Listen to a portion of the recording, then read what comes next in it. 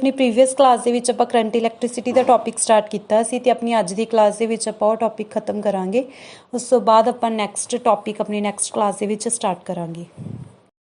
ਹਾਂਜੀ, ਅੱਜ ਦੀ ਕਲਾਸ ਦਾ first topic ਹੈ ਟਰਾਂਸਫਾਰਮਰ। ਤਾਂ ਸਭ ਤੋਂ ਪਹਿਲਾਂ ਆਪਾਂ ਨੂੰ ਪਤਾ ਹੋਣਾ ਚਾਹੀਦਾ ਕਿ ਟਰਾਂਸਫਾਰਮਰ ਹੁੰਦਾ ਕੀ ਹੈ। ਟਰਾਂਸਫਾਰਮਰ ਇੱਕ ਐਸੀ ਇਲੈਕਟ੍ਰੋਨਿਕ ਡਿਵਾਈਸ ਹੁੰਦੀ ਹੈ, ਇੱਕ ਐਸੀ ਇਲੈਕਟ੍ਰੀਕਲ ਡਿਵਾਈਸ ਹੈ ਜਿਹੜੀ ਅਲਟਰਨੇਟਿੰਗ ਕਰੰਟ ਨੂੰ, ਅਗਰ ਅਲਟਰਨੇਟਿੰਗ ਕਰੰਟ ਲੋ ਵੋਲਟੇਜ ਤੇ ਉਹਨੂੰ ਹਾਈ ਵੋਲਟੇਜ ਦੇ ਵਿੱਚ ਕਨਵਰਟ ਕਰ ਸਕਦਾ ਹੈ, ਅਗਰ ਹਾਈ ਵੋਲਟੇਜ ਤੇ ਹੈ ਉਸਨੂੰ ਲੋ ਵੋਲਟੇਜ ਦੇ ਵਿੱਚ। ਅਗਰ ਸਪੋਜ਼ ਆਪਣੇ ਕੋਲ ਕੋਈ ਕਰੰਟ ਹੈ, ਠੀਕ ਹੈ, ਇਸ ਦੀ ਵੋਲਟੇਜ ਲੋ ਹੈ, ਇਸ ਨੂੰ ਅਗਰ ਆਪਾਂ ਟਰਾਂਸਫਾਰਮਰ ਦੇ ਵਿੱਚੋਂ ਇਸ ਵੋਲਟੇਜ ਨੂੰ ਟਰਾਂਸਫਾਰਮਰ ਦਾ ਯੂਜ਼ ਕਰਕੇ ਆਪਾਂ ਹਾਈ ਵੋਲਟੇਜ ਦੇ ਵਿੱਚ ਕਨਵਰਟ ਕਰ ਸਕਦੇ ਹਾਂ। ਲੋ ਵੋਲਟੇਜ ਟੂ ਹਾਈ ਵੋਲਟੇਜ ਵੀ ਕਰ ਸਕਦੇ ਹਾਂ। ਹਾਈ ਵੋਲਟੇਜ ਨੂੰ ਦੁਬਾਰਾ ਇਸ ਫਾਰਮ ਦੇ ਵਿੱਚ ਕਨਵਰਟ ਕਰਨਾ ਹੋਵੇ ਲੋ ਵੋਲਟੇਜ 'ਚ, ਉਹ ਵੀ ਆਪਾਂ ਕਰ ਸਕਦੇ ਹਾਂ ਬਾਈ ਯੂਜ਼ਿੰਗ ਟਰਾਂਸਫਾਰਮਰ। ਤਾਂ ਟਰਾਂਸਫਾਰਮਰ ਕਿਹੜੀ ਡਿਵਾਈਸ ਹੈ? ਅਲਟਰਨੇਟਿੰਗ ਕਰੰਟ ਨੂੰ ਅਲਟਰਨੇਟਿੰਗ ਕਰੰਟ ਦੇ ਵਿੱਚ ਹੀ ਕਨਵਰਟ ਕਰਦੀ ਹੈ, ਬਟ ਲੋ ਵੋਲਟੇਜ ਨੂੰ ਹਾਈ ਵੋਲਟੇਜ ਵਾਲੇ 'ਚ ਤੇ ਹਾਈ ਵੋਲਟੇਜ ਨੂੰ ਲੋ ਵੋਲਟੇਜ ਦੇ ਵਿੱਚ। ਤਾਂ ਇੱਥੋਂ ਇੱਕ MCQ ਬਣਦਾ ਹੈ ਕਿ ਟਰਾਂਸਫਾਰਮਰ ਹੁੰਦਾ ਕੀ ਹੈ। ਤਾਂ ਟਰਾਂਸਫਾਰਮਰ ਇਲੈਕਟ੍ਰੀਕਲ ਡਿਵਾਈਸ ਹੁੰਦੀ ਹੈ which converts electrical current at high voltage to low voltage और low voltage to high voltage. तो उस बाद प्रिंसिपल मतलब इसकी वर्किंग किस चीज़ से बेस है, किस फिनोमिनन ते बेस है। तो जो इसकी वर्किंग होंगी है म्यूचुअल इंडक्शन के बेस ते है। आप डिस्कस भी करांगे किवें उस म्यूचुअल इंडक्शन यूज होंगी है। तो इसकी वर्किंग म्यूचुअल इंडक्शन के बेस ते होंगी है। म्यूचुअल इंडक्शन मैं मान के चल रही हूँ कि सबनों क्लीयर होएगा, बिकॉज आप अपनी प्रीवियस क्लास के इंडक्शन का पूरा टॉपिक डिस्कस किया। What is self induction, what is mutual induction. तो ट्रांसफार्मर जो है वो हाई नू लो दे विच, लो नू हाई दे विच कन्वर्ट करता है। तो इसके अकॉर्डिंग इसदियां दो टाइप होंगियां, एक तो स्टैप अप ट्रांसफार्मर होएगा, एक स्टैप डाउन ट्रांसफार्मर होएगा। जो स्टैप अप ट्रांसफार्मर है यह लो वोल्टेज नू हाई वोल्टेज दे विच कन्वर्ट करता है, लो टू हाई। ते जो स्टैप डाउन ट्रांसफार्मर है ये हाई टू लो, ये हाई नू लो दे विच कन्वर्ट करता है। Low to high step up, high to low step down. तो देखो सब तो पहला इसकी कंस्ट्रक्शन देखो कि ये बनता किवें है। अपने कोल दो कॉइल्स होंदियां ने, एक प्राइमरी कॉइल एक सैकेंडरी कॉइल। जो प्राइमरी कॉइल होंदी है इत्थों आपां इनपुट प्रोवाइड करते हैं, तो जो सैकेंडरी कॉइल होंदी है इस तो आपां आउटपुट लैंदे हैं। तो प्राइमरी इनपुट लई होंदी है, सैकेंडरी आउटपुट दे लई होंदी है। इन्हां दोनों कॉइल्स नूं आपां एक लैमीनेटेड आयरन कोर दे उपर वाउंड कीता होया। देखो ये लैमीनेटेड आयरन कोर है, आयरन दी कोर लैमीनेटेड। हुण लैमीनेटेड आयरन कोर ही क्यों यूज करते हैं ये भी आपां डिस्कस करते हैं, बट पहला इसदी थोड़ी कंस्ट्रक्शन डिस्कस कर लीए कि दो कॉइल्स होंदे हैं, एक प्राइमरी एक सैकेंडरी। प्राइमरी के थ्रू इनपुट दिंदे हैं, सैकेंडरी के थ्रू आउटपुट लैंदे हैं। ते इस सिमिलरली इस दे विच भी है, बट हुण इन्हां दोनां च डिफरेंस की है। स्टैप अप ट्रांसफार्मर है तो अपने कोल इस दे विच आपां लो टू हाई कन्वर्ट करांगे। तो हुण इस दे विच देखो जो ये अपने कोल कॉइल है प्राइमरी कॉइल, इस दे विच नंबर ऑफ टर्न्स घट ने, सैकेंडरी दे विच ज़्यादा ने। तो जो प्राइमरी कॉइल है उस विच घट, सैकेंडरी च ज़्यादा। तो यह low voltage to high voltage दे विच कन्वर्ट करने दे लई आपां स्टैप जो ट्रांसफार्मर हुंदा है उस दे विच प्राइमरी दे विच नंबर ऑफ टर्न्स घट यूज लैंदे आ ते सैकेंडरी वाली कॉइल दे विच नंबर ऑफ टर्न्स ज़्यादा। बट स्टैप डाउन दे विच ओपोजिट हुंदा है, प्राइमरी वाली जो कॉइल हुंदी है इस दे विच नंबर ऑफ टर्न्स ज़्यादा हुंदियां ने ते सैकेंडरी वाले च घट। तां ही इत्थे घट आउटपुट मिलूगी आपां नूं अगर नंबर ऑफ टर्न्स घट होणगीਆਂ, ते इत्थे ज़्यादा मिलूगी अगर नंबर ऑफ टर्न्स ज़्यादा होणगीਆਂ। तो लो टू हाई, ये high to low. Primary coil के थ्रू एनर्जी ट्रांसफॉर्म आपां सप्लाई करते हैं तो सैकेंडरी कॉइल के थ्रू आपां लैंदे हैं। तो हुण जदों प्राइमरी कॉइल दे विचों करंट फ्लो करेगा, अगर आपां इसनूं एक सोर्स दे नाल कनैक्ट कर ही दिता तो प्राइमरी कॉइल दे विचों जरूर करंट फ्लो करेगा। जदों प्राइमरी कॉइल चों करंट फ्लो करेगा तो इस दे नाल जो ये शीट है इस दे विच एक इंड्यूस्ड, इस दे विच भी फ्लक्स जनरेट होऊगा। पहला सब तो पहला इस कोर दे विच भी फ्लक्स जनरेट होऊगा, जिहड़ा इत्थे फ्लक्स जनरेट होऊगा उह सैकेंडरी नूं ट्रांसफर हो जाएगा।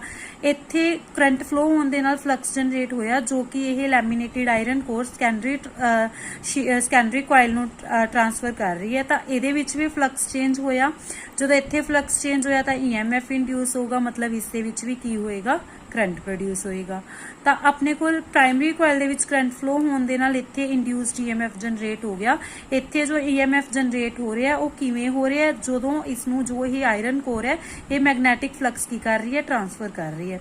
बट ਜਿਹੜੀ ਇਹ ਲੈਮੀਨੇਟਿਡ ਆਇਰਨ ਕੋਰ ਹੈ ਆਪਾਂ ਆਇਰਨ ਕੋਰ ਨੂੰ ਲੈਮੀਨੇਟ ਹੀ ਇਸ ਕਰਕੇ ਕੀਤਾ ਹੋਇਆ ਹੈ ਬਿਕੋਜ਼ ਅਦਰਵਾਈਜ਼ ਕੀ ਹੁੰਦਾ ਹੈ ਜਦੋਂ ਪ੍ਰਾਇਮਰੀ ਕੋਇਲ ਇਸ ਨੂੰ ਮੈਗਨੈਟਿਕ ਫਲਕਸ ਦੇਗੀ ਤਾਂ ਇਹ ਮੈਗਨੈਟਿਕ ਫਲਕਸ ਦੇ ਨਾਲ ਆਪਣੇ ਆਪ ਦੇ ਵਿੱਚ ਵੀ EMF ਇੰਡਿਊਸ ਕਰ ਸਕਦਾ ਹੈ EMF ਇੰਡਿਊਸ ਹੋਣ ਨਾਲ ਜਿਹੜਾ ਇੱਥੇ ਕਰੰਟ ਬਣੇਗਾ ਉਹ ਐਡੀ ਕਰੰਟ ਹੁੰਦਾ ਹੈ ਮਤਲਬ ਇਸ ਸ਼ੀਟ ਦੇ ਵਿੱਚ ਟ੍ਰਾਂਸਫਰ ਤਾਂ ਆਪਾਂ ਇੱਥੇ ਕਰਨਾ ਮੈਗਨੈਟਿਕ ਫਲਕਸ ਕਰੰਟ ਤਾਂ ਇੱਥੇ ਜਨਰੇਟ ਕਰਨਾ ਸੀ ਬਟ ਜੋ ਟ੍ਰਾਂਸਫਰ ਕਰਨ ਵਾਲੀ ਸ਼ੀਟ ਹੈ ਜੋ ਸ਼ੀਟ ਇਸ ਮੈਗਨੈਟਿਕ ਫਲਕਸ ਨੂੰ ਟ੍ਰਾਂਸਫਰ ਕਰ ਰਹੀ ਹੈ ਇਹ ਸ਼ੀਟ ਆਪਣੇ ਵਿੱਚ ਹੀ EMF ਇੰਡਿਊਸ ਕਰ ਲੈਂਦੀ ਹੈ ਜਿਸ ਦੇ ਕਰਕੇ ਇੱਥੇ ਕਰੰਟ ਬਣਦਾ ਹੈ ਜਿਸ ਨੂੰ ਆਪਾਂ ਐਡੀ ਕਰੰਟ ਕਹਿੰਦੇ ਆ ਤਾਂ ਇਹ ਜੋ ਟ੍ਰਾਂਸਫਰ ਕਰਨ ਵਾਲੀ ਸ਼ੀਟ ਹੈ ਇਸ ਦੇ ਵਿੱਚ ਜੋ ਕਰੰਟ ਜਨਰੇਟ ਹੋਊਗਾ ਉਹ ਐਡੀ ਕਰੰਟ ਹੁੰਦਾ ਹੈ ਤਾਂ ਇਸ ਦੇ ਵਿੱਚ ਐਡੀ ਕਰੰਟ ਨਾ ਜਨਰੇਟ ਹੋਵੇ ਉਹਦੇ ਲਈ ਇਹ ਸ਼ੀਟ ਨੂੰ ਕੀ ਕੀਤਾ ਜਾਂਦਾ ਹੈ ਲੈਮੀਨੇਟ ਕੀਤਾ ਜਾਂਦਾ ਹੈ ਸੋ ਦੈਟ ਇੱਥੇ ਐਡੀ ਕਰੰਟ ਜਨਰੇਟ ਹੋ ਕੇ ਇੱਥੇ એનર્ਜੀ ਦਾ ਕੋਈ ਲਾਸ ਨਾ ਹੋਵੇ ਤਾਂ ਲੈਮੀਨੇਟਿਡ ਆਇਰਨ ਕੋਰ ਦਾ ਮਤਲਬ ਸਮਝ ਆ ਗਿਆ ਪ੍ਰਾਇਮਰੀ ਕੋਇਲ ਤੋਂ ਸੈਕੰਡਰੀ ਕੋਇਲ ਦੇ ਵਿੱਚ ਕਿਵੇਂ EMF ਜਨਰੇਟ ਹੁੰਦਾ ਉਹ ਵੀ ਸਮਝ ਆ ਗਿਆ ਆਪਾਂ ਨੂੰ ਇੱਥੇ ਫਲਕਸ ਚੇਂਜ ਹੋਣ ਦੇ ਨਾਲ ਜੋ ਹੁੰਦਾ ਸੈਕੰਡਰੀ ਕੋਇਲ ਦੇ ਵਿੱਚ EMF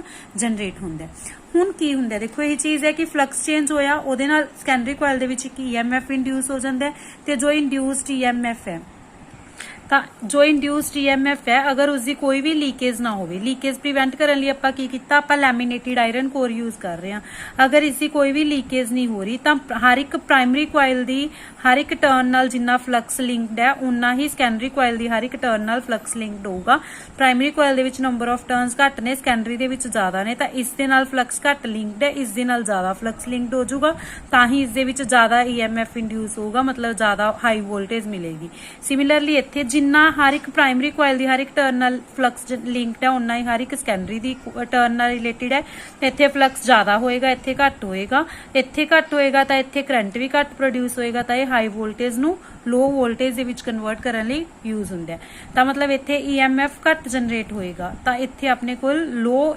ਵੋਲਟੇਜ ਪ੍ਰੋਡਿਊਸ ਹੋਏਗੀ ਤਾਂ ਹੁਣ ਥਿਓਰੈਟੀਕਲ ਕਨਸੈਪਟ ਕਲੀਅਰ ਹੈ ਆਪਾਂ ਇਸ ਦੇ ਨਾਲ ਕੁਝ ਰਿਲੇਟਡ ਮੈਥਮੈਟੀਕਲ ਕਨਸੈਪਟ ਵੀ ਦੇਖਦੇ ਹਾਂ ਦੇਖੋ ਆਪਣੇ ਕੋਲ ਇੱਕ ਪ੍ਰਾਇਮਰੀ ਕੋਇਲ ਸੀ ਇੱਕ ਸੈਕੰਡਰੀ ਕੋਇਲ ਸੀ ਸਪੋਜ਼ ਆਪਣੇ ਕੋਲ ਜੋ ਪ੍ਰਾਇਮਰੀ ਕੋਇਲ ਹੈ ਇਸ ਦੇ ਵਿੱਚ N1 ਟਰਨਸ ਨੇ ਤੇ ਜੋ ਸੈਕੰਡਰੀ ਕੋਇਲ ਹੈ ਇਸ ਦੇ ਵਿੱਚ N2 ਟਰਨਸ ਨੇ ਠੀਕ ਹੈ ਹੁਣ ਆਪਾਂ ਕਿਹਾ ਕਿ ਜੋ ਇਸ ਦੇ ਵਿੱਚ ਫਲਕਸ ਚੇਂਜ ਹੋਇਆ ਉਸ ਦੇ ਨਾਲ ਇਸ ਦੇ ਵਿੱਚ EMF ਜਨਰੇਟ ਹੋਇਆ ਜਿਸ ਨੂੰ ਆਪਾਂ ਮਿਊਚੁਅਲ ਇੰਡਕਸ਼ਨ ਕਹਿੰਦੇ ਆ ਆਪਾਂ ਕਿਹਾ ਵੀ ਸੀ ਕਿ ਇਹ ਮਿਊਚੁਅਲ ਇੰਡਕਸ਼ਨ ਦੇ ਫੀਨੋਮੀਨਨ ਤੇ ਕੰਮ ਕਰਦਾ ਹੈ ਬਟ ਐਕਚੁਅਲ 'ਚ ਕੀ ਹੁੰਦਾ ਹੈ ਜਦੋਂ ਇੱਥੇ ਫਲਕਸ ਚੇਂਜ ਹੋਏਗਾ ਤਾਂ ਇਸ ਦੇ ਵਿੱਚ ਵੀ ਕੁਝ ਨਾ ਕੁਝ EMF ਇੰਡਿਊਸ ਜ਼ਰੂਰ ਹੋਊਗਾ ਜਿਸ ਨੂੰ ਆਪਾਂ ਕਹਿੰਦੇ ਆ ਸੈਲਫ ਇੰਡਕਸ਼ਨ ਮੀਨਸ ਇਸ ਦੇ ਵਿੱਚ ਜੋ ਫਲਕਸ ਚੇਂਜ ਹੋਣ ਦੇ ਨਾਲ ਇਸ ਕੋਇਲ ਦੇ ਵਿੱਚ ਖੁਦ ਦੇ ਵਿੱਚ ਵੀ EMF ਜਨਰੇਟ ਹੋਊਗਾ ਇਸ ਦੇ ਵਿੱਚ ਵੀ ਹੋਊਗਾ ਇਸ ਦੇ ਵਿੱਚ ਵੀ ਹੋਊਗਾ ਤਾਂ ਸਪੋਜ਼ ਆਪਣੇ ਕੋਲ 5 ਫਲਕਸ ਹੈ 5 ਫਲਕਸ ਹੈ ਤਾਂ d5/dt ਚੇਂਜ ਇਨ ਫਲਕਸ ਹੋ ਗਿਆ ਤਾਂ ਹੁਣ ਆਪਾਂ EMF ਕੱਢਣਾ ਹੈ ਕਿ ਕਿੰਨਾ EMF ਜਨਰੇਟ ਹੋਊਗਾ ਜੋ EMF ਹੁੰਦਾ ਉਹ -d5/dt ਦੇ ਇਕੁਅਲ ਹੁੰਦਾ ਬਟ ਆਪਾਂ ਨੰਬਰ ਆਫ ਟਰਨਸ ਦੇ ਨਾਲ ਵੀ ਮਲਟੀਪਲਾਈ ਕਰਾਂਗੇ ਬਿਕੋਜ਼ ਆਪਣੇ ਕੋਲ ਇੱਕ ਟਰਨ ਦੇ ਵਿੱਚ -d5/dt ਹੋਊਗਾ ਤਾਂ ਨੰਬਰ ਆਫ ਟਰਨਸ ਕਿੰਨੀਆਂ ਨੇ N1 into d5/dt ਆਪਣੇ ਕੋਲ ਇਹ ਫਸਟ ਦੇ ਵਿੱਚ ਫਸਟ ਜੋ ਪ੍ਰਾਇਮਰੀ ਕੋਇਲ ਹੈ ਉਸ ਦੇ ਵਿੱਚ EMF ਕਿੰਨਾ ਉਹ ਆ ਜਾਏਗਾ ਤੇ ਸੈਕੰਡਰੀ ਕੋਇਲ ਦੇ ਵਿੱਚ ਆਪਾਂ ਸੈਕੰਡਰੀ ਦੀਆਂ ਨੰਬਰ ਆਫ ਟਰਨਸ ਲੈ ਕੇ ਚੱਲ ਜਾਾਂਗੇ ਫਲਕਸ ਚੇਂਜ ਤਾਂ ਉਹੀ ਹੋਏਗਾ ਬਿਕੋਜ਼ ਇਸ ਦੇ ਵਿੱਚ ਜੋ ਫਲਕਸ ਚੇਂਜ ਹੋ ਰਿਹਾ ਉਸ ਦੇ ਕਰਕੇ ਹੀ ਇੱਥੇ ਵੀ EMF ਉਹਦੇ ਕਰਕੇ ਹੀ ਜਨਰੇਟ ਹੋ ਰਿਹਾ ਤਾਂ φ1 φ2 ਕਿਉਂ ਨਹੀਂ ਲਿਆ ਬਿਕੋਜ਼ ਸਿਰਫ ਪ੍ਰਾਇਮਰੀ ਕੋਇਲ ਦੇ ਫਲਕਸ ਕਰਕੇ ਹੀ EMF ਜਨਰੇਟ ਹੋ ਰਿਹਾ ਤਾਂ ਆਪਾਂ ਸਿਰਫ ਉਹਦੇ ਵਾਲਾ ਹੀ ਫਲਕਸ ਲੈ ਕੇ ਚੱਲਾਂਗੇ ਹੁਣ ਆਪਾਂ ਜੇ ਗੱਲ ਕਰੀਏ ਜਿਹੜਾ EMF ਜਨਰੇਟ ਹੋਏਗਾ ਉਹਨਾਂ ਦੀ ਰੇਸ਼ੀਓਜ਼ ਦੀ ਤਾਂ ਆਪਣੇ ਕੋਲ ਕਿਵੇਂ ਹੋਊਗਾ ਦੇਖੋ ਆਪਾਂ ਆ ਜੋ ਦੋਨੋਂ ਇਕੁਏਸ਼ਨਸ ਬਣ ਗਿਆ E1 -N1 d5/dt E2 -N2 d5/dt ਆਪਾਂ ਇਹਨਾਂ ਦੋਨੋਂ ਇਕੁਏਸ਼ਨਸ ਨੂੰ ਕਰੀਏ ਡਿਵਾਈਡ ਤਾਂ ਆਪਣੇ ਕੋਲ ਕੀ ਆ ਜਾਏਗਾ E1 over E2 N1 over N2 because -d5/dt ਤਾਂ ਕੱਟ ਹੀ ਜਾਏਗਾ ਤਾਂ ਔਰ ਆਪਾਂ ਇਹ ਵੀ ਕਹਿ ਸਕਦੇ ਹਾਂ E2 over E1 N2 over N1 ਤਾਂ ਦੋਨੋਂ ਜਿਹੜੀਆਂ ਆਪਣੇ ਕੋਲ ਕੋਇਲਸ ਨੇ ਉਹਨਾਂ ਦੇ ਵਿੱਚ ਜੋ ਜਨਰੇਟਿਡ EMF ਹੈ ਉਹਨਾਂ ਦੀ ਰੇਸ਼ੀਓ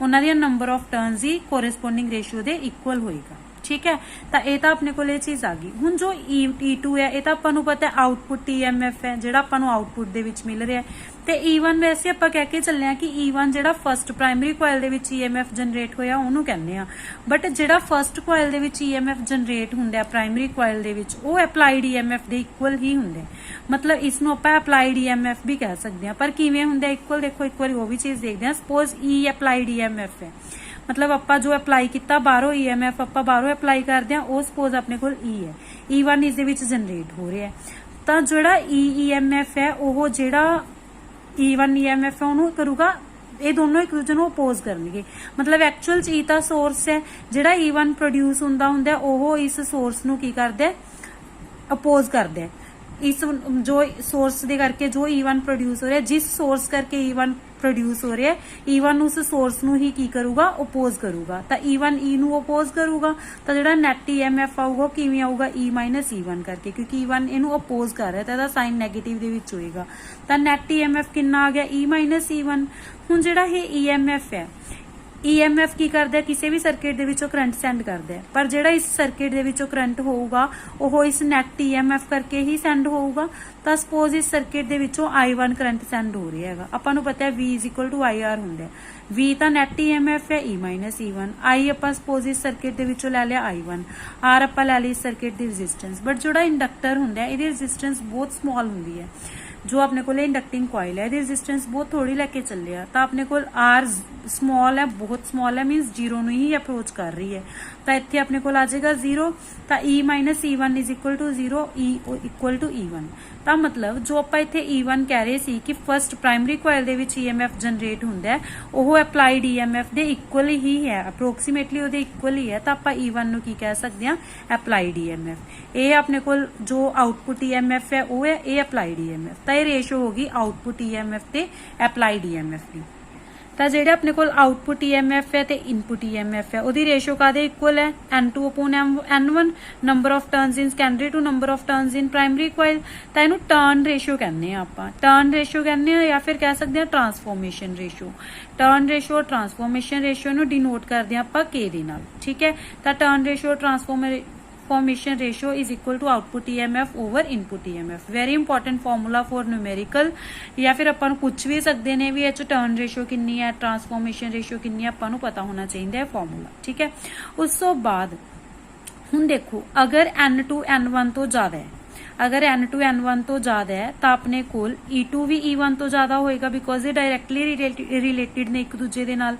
तो N2 N1 तो ज्यादा है, मतलब E2 भी E1 तो ज्यादा होगा, मतलब आउटपुट EMF इनपुट EMF तो ज्यादा होगा। तो इहनूं की कहांगे, स्टैप अप ट्रांसफॉर्मर। तो स्टैप अप ट्रांसफॉर्मर दे विच की हुंदा है, सैकेंडरी कोइल दे विच नंबर ऑफ टर्न्स ज्यादा लैनियां हुंदियां ने as compare to primary coil. तो इहदे विच आउटपुट वोल्टेज हायर होगी इनपुट तो।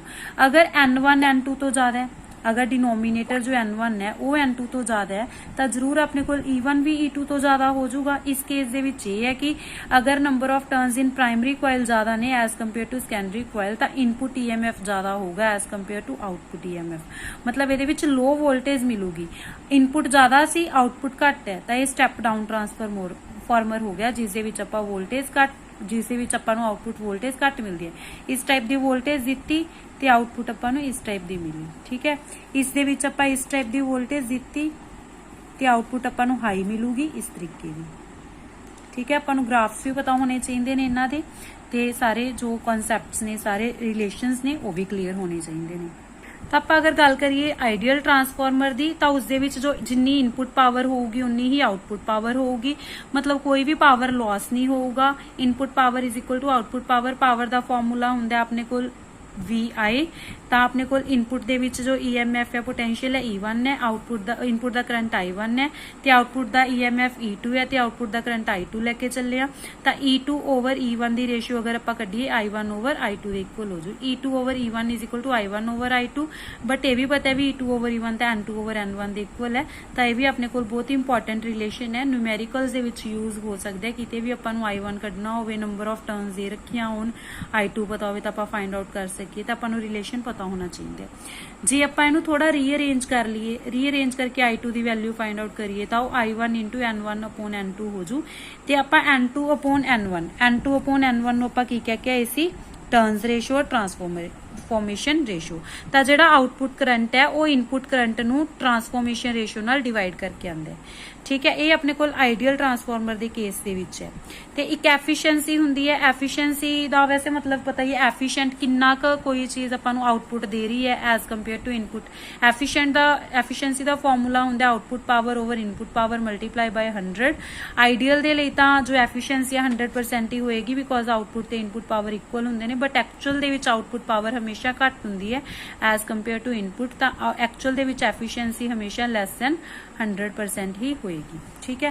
हुण उस बाद ट्रांसफॉर्मर्स दे विच कुछ लॉसिस हुंदे ने, बट जो ट्रांसफॉर्मर्स हुंदे ने इन्हां दे विच कुछ लॉसिस ने। देखो फर्स्ट है अपने कोल कॉपर लॉस। कॉपर लॉस की हुंदा जो अपने कोल कॉइल्स ने प्राइमरी ਤੇ ਸੈਕੰਡਰੀ ਕੁਆਇਲਸ ਇਹ ਆਪਣੇ ਕੋਲ ਕੋਪਰ ਦੀਆਂ ਬਣੀਆਂ ਹੁੰਦੀਆਂ ਨੇ। ਇਹਨਾਂ ਦੀ ਹੀਟਿੰਗ ਦੇ ਨਾਲ ਕੁਝ ਹੀਟਿੰਗ ਹੁੰਦੀ ਹੈ ਇਹਦੀ, ਤੇ ਉਹਦੇ ਨਾਲ ਕੁਝ ਹੀਟ ਲੋਸ ਹੁੰਦਾ ਜਾਂ ਪਾਵਰ ਲੋਸ ਹੁੰਦਾ। ਕਿੰਨਾ ਪਾਵਰ ਲੋਸ ਹੁੰਦਾ I ਸਕੁਅਰ R ਦੇ equal, because power the formula ਹੁੰਦਾ I ਸਕੁਅਰ R। ਤਾਂ ਅਗਰ R ਦੀ ਵੈਲਿਊ ਘੱਟ ਹੋਏਗੀ ਤਾਂ ਪਾਵਰ लॉस घट होएगा। आर की वैल्यू घटाने वास्ते अपन की करना पऊगा, एरिया इनक्रीज करना पऊगा, because R is equal to rho into L upon A. तो एरिया ज़्यादा होगा तो रजिस्टेंस घट होगी, रजिस्टेंस घट होगी तो पावर लॉस भी घट होगा। तो कोपर लॉस घटाने वास्ते अपन थिक वायरस लैनिया चाहिए ने। उस बाद एडी करंट लॉस आप देख ही लिया सी कि ਜਿਹੜੀਆਂ ਆਪਾਂ शीट्स यूज करते हैं, लैमीनेटेड शीट्स यूज करते हैं ਜਿਹਦੇ ਉੱਪਰ ਆਪਾਂ ਵਾਈंडिंग ਕੀਤੀ ਹੋਈ ਸੀਗੀ, बट ਉਹ लैमीनेटेड शीट्स ਹੋਣ ਦੇ ਬਾਵਜੂਦ ਵੀ ਫਿਰ ਵੀ ਕੁਛ ਨਾ ਕੁਛ ਐਡੀ ਕਰੰਟ ਲॉस हो ही जाता है, कुछ ना कुछ जो इंड्यूस्ड करंट है वो शीट्स के विच हो ही जाता है, तो वो भी लॉस है। हिस्टैरिसीस लॉस जो फ्लक्स चेंज होंगे किसी भी कॉइल नाल रिलेटेड तो नाल मैगनेटाइजेशन होंगी है। फिर अपने को अगर फ्लक्स घटता है डीमैगनेटाइजेशन होंगे तो बार बार मैगनेटाइजेशन डीमैगनेटाइजेशन होने दे नाल साइकिल के विच हिस्टैरिसीस लॉस हो जाता है, जो कि आप अपनी प्रीवियस क्लासेस के विच डिस्कस करके आए हैं कि की हुंदा है। उस बाद फ्लक्स लीकेज, कुछ जो मैगनैटिक फ्लक्स चेंज हो रहा है सारे का सारा फ्लक्स चेंज इत्थे नहीं पहुंचूगा, कुछ ना कुछ लीकेज हो जूगी इनटू एयर, एयर दे विच भी कुछ फ्लक्स लीकेज हो जाती है, तो उहदे नाल फिर अपने कोल की हुंदा है कुछ ना कुछ पावर लॉस हो जाता है, सारा फ्लक्स चेंज इत्थे नहीं पहुंच रहा। हमिंग लॉस हुंदा है, हमिंग लॉस दे विच की हुंदा है जो ये अपने कोल आपां लैमीनेटेड आयरन कोर लई हुई है ਇਹ ਲੈਂਥਨ ਜਾਂ ਸ਼ਾਰਟਨ ਹੋ ਜਾਂਦੀ ਹੈਗੀ। ਲੈਂਥਨ ਜਾਂ ਸ਼ਾਰਟਨ ਮੀਨਸ ਇਹਦੀ ਲੈਂਥ ਥੋੜੀ ਵੱਧ ਜਾਂਦੀ ਹੈ ਜਾਂ ਥੋੜੀ ਜੀ ਘਟ ਜਾਂਦੀ ਹੈਗੀ, ਠੀਕ ਹੈ। ਲੈਂਥਨ ਜਾਂ ਸ਼ਾਰਟਨ ਹੋ ਜਾਂਦਾ ਹੈ ਤੇ ਇਸ ਪ੍ਰੋਸੈਸ ਨੂੰ ਆਪਾਂ ਕਹਿੰਦੇ ਆ ਪ੍ਰੋਸੈਸ ਇਜ਼ ਕਾਲਡ मैग्नेटोस्ट्रिक्शंस। इस प्रोसैस में आप कहने मैग्नेटोस्ट्रिक्शंस। तो जो ये प्रोसैस होंगी है मैग्नेटोस्ट्रिक्शन प्रोसैस होंगी है, इस दे नाल एक साउंड प्रोड्यूस होंदा है, इस प्रोसैस दे नाल एक साउंड प्रोड्यूस होंदा है। वो साउंड नूं आपां वो साउंड दे विच भी कुछ ना कुछ जो पावर लॉस होंदा है, वो साउंड जिहड़ा प्रोड्यूस होंदा है उस दे नाल जिहड़ा लॉस होंदा है उहनूं आपां कहने आ हमिंग लॉस, ते जिहड़ा इत्थे साउंड प्रोड्यूस होंदा है उहनूं आपां कहने आ humming sound. Humming sound produce होने नाल की हुंदा है हमिंग लॉस। ते कुछ लॉसिस ने जो अपने कोल ट्रांसफार्मर दे विच हुंदे ने, कुछ यूजेस ने जिवें स्टैप अप ट्रांसफार्मर एक्सरेज दे विच यूज हुंदा है, ते step down transformer electric welding दे विच यूज हुंदा है, इंडक्शन फरनास जिथे आपां मैटल्स नूं मैल्ट करदे हां तां इहदे यूजेस। हाँ जी, नैक्सट टॉपिक है अज दी क्लास दा जनरेटर और डायनामो। तो जनरेटर अपने को डिवाइस होंगी है जी मैकेनिकल एनर्जी नूं इलैक्ट्रिकल एनर्जी दे विच कन्वर्ट करती है। मैकेनिकल एनर्जी मीनस आपां किसी भी कॉइल नूं रोटेट करते हैं तो रोटेट करन दे नाल आपां उहनूं मैकेनिकल एनर्जी दिंदे आ, बट उहदे आपां नूं की मिलदी है उस दे लई इलैक्ट्रिकल एनर्जी आउटपुट मिलती है। आपां नूं जो एनर्जी मिलती है इलैक्ट्रिकल एनर्जी मिलती है, तो mechanical energy to electrical energy convert करन दे लई आपां जनरेटर यूज करते हैं। इहदा प्रिंसीपल की है, इलैक्ट्रोमैगनैटिक इंडक्शन के बेस से काम करता है। What is the meaning of electromagnetic induction? Electromagnetic induction दे विच हुंदा है कि अगर आपां डिस्कस किया ही, अगर किसी भी कॉइल नाल रिलेटेड फ्लक्स आपां चेंज करते हैं तो फ्लक्स चेंज करन दे नाल उसदे विच एक EMF जनरेट हुंदा है। तो आपां रोटेट करके इस कॉइल नूं रोटेट करके एक्चुअल फ्लक्स ही उहदे विच चेंज कर रहे हैं, तो फ्लक्स चेंज होने दे नाल EMF जनरेट हो जाता है। देखो आपां नॉर्थ साउथ पोल देखे, आपां इहदे मैगनेट दे विच इस कॉइल नूं प्लेस कर लिया, north to south magnetic field lines जा रही ने, आपां इस फील्ड दे विच इस कॉइल नूं की कर लिया प्लेस कर लिया। इस कॉइल नूं प्लेस करके आपां इस एक्सिस दे अबाउट उहनूं रोटेट करना स्टार्ट करता। इस एक्सिस दे अबाउट इत्थे कोई एक्सिस है ਉਹਦੇ अबाउट ਆਪਾਂ इस कॉइल ਨੂੰ रोटेट करना स्टार्ट करता। इस तरीके ਨਾਲ घूम रही है ये कॉइल, ठीक है, इस तरीके ਨਾਲ रोटेट होगी, जिवें पहला एवें पई है इस तरीके ਨਾਲ रोटेट होगी ये कॉइल। ਤਾਂ ਇਸ ਤਰੀਕੇ ਨਾਲ ਇਹਨੂੰ रोटेट करना स्टार्ट करता। ਆਪਾਂ ਜਦੋਂ ਇਹਨੂੰ रोटेट कर रहे ਹਾਂ ਤਾਂ ਇਸ ਦੇ ਵਿੱਚ ਇੱਕ EMF जनरेट होएगा। ਤਾਂ ਜਦੋਂ ਇਹ रोटेट ਹੋਊਗੀ, रोटेट ਹੋਣ ਦੇ ਨਾਲ फ्लक्स चेंज ਹੁੰਦਾ। फ्लक्स ਕਿਵੇਂ चेंज ਹੁੰਦਾ? देखो अपने ਕੋਲ जो ਇਹ अपने कोल कंडक्टर है, जो भी कॉइल है, जो इस दे विचों मैगनैटिक फील्ड दे विच पिया जो घूमदी है, ये घूम के इसकी पोजीशन चेंज होंदी है। पोजीशन चेंज होने दे नाल इस साइड दे नाल रिलेटेड जो फ्लक्स है ये अपने को ये साइड रिप्रेजेंट कर रहा है। सपोज इस दे नाल रिलेटेड फ्लक्स चेंज होगा तो फ्लक्स चेंज होने दे नाल ही EMF इंड्यूस होगा। तो जो परपेंडिकुलर ने, जो लाइनस परपेंडिकुलर ने मैगनैटिक फील्ड दे, उन्हां दे विच ही अपने को EMF जनरेट होंदे। हुण देखो इसनूं आपां किवें कनैक्ट कीता होया, जिहड़ियां ये दोनों वायर्स ने आपां इन्हां नूं स्लिप रिंग्स दे नाल कनैक्ट कीता होया है। ते स्लिप रिंग्स का मतलब की है कि जो ये घूम के वापिस ये कॉइल जिवें घूम के रोटेट होके इत्थे इस तरीके नाल आ गई, तो जिहड़ी ये कॉइल है ये इत्थे आ गई, इहदा कनैक्ट इस इस वायर के थ्रू ਇਹਦਾ ਕਨੈਕਟ ਇਹੀ ਸਲਿਪ ਰਿੰਗ ਨਾਲ ਰਹੂਗਾ। ਇਹੀ ਸਲਿਪ ਰਿੰਗ ਨਾਲ ਰਹੂਗਾ ਮਤਲਬ ਇਸ ਬ੍ਰਸ਼ ਦੇ ਨਾਲ ਕੰਟੈਕਟ ਦੇ ਵਿੱਚ ਰਹੂਗੀ ਇਹ ਵਾਲੀ ਆਰਮ ਜੋ, ਤੇ ਇਹ ਵਾਲੀ ਆਰਮ ਜਦੋਂ ਘੁੰਮ ਕੇ ਇੱਥੇ ਆ ਗਈ ਤਾਂ ਉਹ ਇਸ ਸਲਿਪ ਰਿੰਗ ਦੇ ਨਾਲ ਹੀ ਕੰਟੈਕਟ ਦੇ ਵਿੱਚ ਰਹੂਗੀ। ਮਤਲਬ ਇਹ ਜੋ ਰਿੰਗਸ ਨੇ ਇਹ ਨਹੀਂ ਘੁੰਮ, ਇਹ ਐਕਚੁਅਲ ਚ ਸਲਿਪ ਰਿੰਗਸ ਦਾ ਮਤਲਬ ਇਹ ਹੈ ਕਿ ਇਹ ਜੋ ਰਿੰਗਸ ਨੇ ਬ੍ਰਸ਼ ਦੇ ਨਾਲ ਐਵੇਂ ਸਲਿਪ ਹੀ ਹੁੰਦੀਆਂ ਨੇ, ਕੰਟੈਕਟ ਨਹੀਂ ਤੋੜਦੀਆਂ, ਇਸ ਤਰੀਕੇ ਨਾਲ ਸਲਿਪ ਹੀ ਹੁੰਦੀਆਂ ਨੇ, ਇਹੀ ਬ੍ਰਸ਼ ਦੇ ਨਾਲ ਕੰਟੈਕਟ ਦੇ ਵਿੱਚ ਰਹਿਣਗੀਆਂ। ਘੁੰਮ ਕੇ ਇਹ ਜੋ ਇਹ ਵਾਲੀ ਆਰਮ ਹੈ ਉਹ ਇਸ ਡਾਇਰੈਕਸ਼ਨ ਦੇ ਵਿੱਚ ਆ ਗਈ, ਇਹੀ ਸਲਿਪ ਰਿੰਗ ਇਹੀ ਬ੍ਰਸ਼ ਦੇ ਨਾਲ ਇਹਦਾ ਕੰਟੈਕਟ ਰੱਖੂਗੀ ਇਸ ਆਰਮ ਦਾ।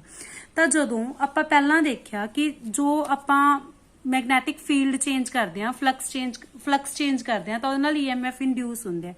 EMF ਇੰਡਿਊਸ ਹੋਣ ਦੇ ਲਈ ਆਪਾਂ ਨੂੰ ਉਹਦੀ ਡਾਇਰੈਕਸ਼ਨ ਵੀ ਫਾਈਂਡ ਆਊਟ ਕਰਨੀ ਪਊਗੀ ਕਿ ਕਿਸ ਡਾਇਰੈਕਸ਼ਨ ਦੇ ਵਿੱਚ ਇੰਡਿਊਸ ਹੋ ਰਿਹਾ ਹੈ। ਤਾਂ ਉਹਦੇ ਲਈ ਆਪਾਂ ਯੂਜ਼ ਕਰਦੇ ਆ ਫਲੈਮਿੰਗਸ ਰਾਈਟ ਹੈਂਡ ਰੂਲ।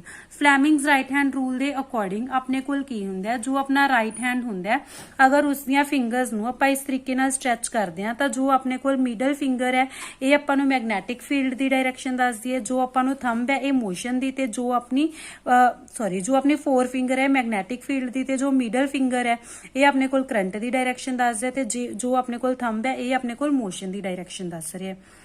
ਤਾਂ ਅਗਰ ਆਪਾਂ ਨੂੰ ਮੋਸ਼ਨ ਪਤਾ ਹੈ ਕਿ ਜਿਵੇਂ ਹੁਣ ਇਹ ਵਾਲੀ ਆਰਮ ਹੈ ਜੇ ਅਪਵਰਡ ਜਾ ਰਹੀ ਹੈ, ਮੋਸ਼ਨ ਦੀ ਡਾਇਰੈਕਸ਼ਨ ਪਤਾ ਹੈ, ਇਸ ਡਾਇਰੈਕਸ਼ਨ ਥੰਬ ਨੂੰ ਰੱਖ ਲਾਂਗੇ, ਮੈਗਨੈਟਿਕ ਫੀਲਡ ਦੀ ਡਾਇਰੈਕਸ਼ਨ 'ਚ 4 ਫਿੰਗਰ ਨੂੰ ਰੱਖ ਲਾਂਗੇ ਤਾਂ ਆਪਾਂ ਨੂੰ ਜੋ ਮਿਡਲ ਫਿੰਗਰ ਹੈ ਉਹ ਕਰੰਟ ਦੀ ਡਾਇਰੈਕਸ਼ਨ ਦੱਸ ਦੂਗੀ।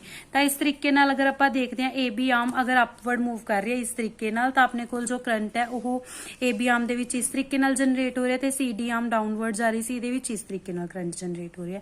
ਤਾਂ ਇਹ ਆਪਣੇ ਕੋਲ ਇਨੀਸ਼ੀਅਲੀ ਉਹਨਾਂ ਦੇ ਵਿੱਚ ਕਰੰਟ ਹੈ, ਬਟ ਜਦੋਂ ਹਾਫ ਰੋਟੇਸ਼ਨ ਕੰਪਲੀਟ ਕਰਕੇ ਜੋ ਪਹਿਲਾਂ ਸੀਗਾ ਆਪਣੇ ਕੋਲ ਐਵੇਂ ਕਰੰਟ ਇਸ ਤਰੀਕੇ ਨਾਲ ਪਾਸ ਹੋਊਗਾ, ਬ੍ਰਸ਼ਿਸ ਨੇ ਜਿਹੜੇ ਇਹਨਾਂ ਦੇ ਵਿੱਚੋਂ ਵੀ ਕਰੰਟ ਪਾਸ ਹੋ ਜਾਂਦਾ ਹੈ, ਕਰੰਟ ਪਾਸ ਹੋ ਰਿਹਾ ਇਸ ਤਰੀਕੇ ਨਾਲ। ਪਰ ਜਦੋਂ ਇਹ ਵਾਲੀ ਆਰਮ ਘੁੰਮ ਕੇ ਇੱਥੇ ਆ ਗਈ ਤੇ ਇਹ ਵਾਲੀ ਆਰਮ ਘੁੰਮ ਕੇ ਇਸ ਡਾਇਰੈਕਸ਼ਨ ਦੇ ਵਿੱਚ ਆ ਗਈ, AB ਆਰਮ ਇੱਥੇ ਆ ਜਾਏਗੀ ਨਾ ਹਾਫ ਰੋਟੇਸ਼ਨ ਤੋਂ ਬਾਅਦ। ਹੁਣ ਆਪਣੇ ਕੋਲ ਬ੍ਰਸ਼ਿਸ ਦੇ ਨਾਲ ਕੰਟੈਕਟ ਤਾਂ ਇਹਨਾਂ ਦੇ ਨਾਲ ਹੀ ਹੈ, AB ਆਰਮ ਦਾ B1 ਬ੍ਰਸ਼ ਦੇ ਨਾਲ ਕੰਟੈਕਟ ਹੈ ਤੇ ਜੋ CD ਆਰਮ ਹੈ ਉਹਦਾ B2 ਬ੍ਰਸ਼ ਦੇ ਨਾਲ ਕੰਟੈਕਟ ਹੈ। ਹੁਣ ਜਦੋਂ ਇਹਨਾਂ ਦੀ ਪੋਜੀਸ਼ਨ ਚੇਂਜ ਹੋ ਗਈ, ਪੋਜੀਸ਼ਨ ਚੇਂਜ ਹੋਣ ਦੇ ਨਾਲ ਪਹਿਲਾਂ ਆਪਣੇ ਕੋਲ ਇਸ ਡਾਇਰੈਕਸ਼ਨ 'ਚ ਕਰੰਟ ਜਾ ਰਿਹਾ ਸੀਗਾ, ਹੁਣ ਪੋਜੀਸ਼ਨ ਚੇਂਜ ਹੋਣ ਦੇ ਨਾਲ ਅਗਰ CD ਆਰਮ ਇੱਥੇ ਆ ਜਾਊਗੀ ਤਾਂ ਅਗਲੇ ਜੋ ਹਾਫ ਰੋਟੇਸ਼ਨ ਤੋਂ ਬਾਅਦ ਅਗਲੇ ਵਾਰੀ ਕੀ ਹੋਊਗਾ, CD ਦੇ ਵਿੱਚ ਅਪਵਰਡ ਕਰੰਟ ਜਾਊਗਾ ਤੇ AB ਦੇ ਵਿੱਚ ਡਾਊਨਵਰਡ। ਹੁਣ AB ਆਪਣੇ ਕੋਲ ਇਸ ਤਰੀਕੇ ਦੀ ਪੋਜੀਸ਼ਨ ਬਣ ਜੂਗੀ CDAB, ਇੱਥੇ ਅਪਵਰਡ ਕਰੰਟ ਜਾਏਗਾ, ਇੱਥੇ ਡਾਊਨਵਰਡ ਕਰੰਟ ਜਾਏਗਾ। ਹੁਣ ਜੋ AB ਆਰਮ ਹੈ ਉਹ ਤਾਂ ਆਪਣੇ ਕੋਲ B1 ਬ੍ਰਸ਼ ਦੇ ਨਾਲ ਹੀ ਕੰਟੈਕਟ ਦੇ ਵਿੱਚ ਹੈ, ਤੇ ਜੋ ਆਪਣੇ ਕੋਲ CD ਆਰਮ ਹੈ ਉਹ ਆਪਣੇ ਕੋਲ B2 ਬ੍ਰਸ਼ ਦੇ ਨਾਲ ਕੰਟੈਕਟ ਦੇ ਵਿੱਚ ਹੈ। ਹੁਣ ਆਪਣੇ ਕੋਲ ਕਰੰਟ ਕਿਵੇਂ ਜਾ ਰਿਹਾ ਹੈਗਾ, ਕਰੰਟ ਆਪਣੇ ਕੋਲ ਇਸ ਹੁਣ ਡਾਇਰੈਕਸ਼ਨ ਕੀ ਹੋ ਜੂਗੀ, ਰਿਵਰਸ ਹੋ ਜੂਗੀ। ਪਹਿਲਾਂ ਇਸ ਤਰੀਕੇ ਨਾਲ ਆ ਰਿਹਾ ਸੀ, ਹੁਣ ਇਸ ਤਰੀਕੇ ਨਾਲ ਜਾ ਰਿਹਾ ਹੈ ਕਿਉਂਕਿ AB ਦੇ ਵਿੱਚੋਂ ਪਾਸ ਹੁੰਦਾ ਹੈ ਬ੍ਰਸ਼, B1 ਦੇ ਵਿੱਚੋਂ ਇਸ ਤਰੀਕੇ ਨਾਲ ਪਾਸ ਹੋ ਕਰੰਟ।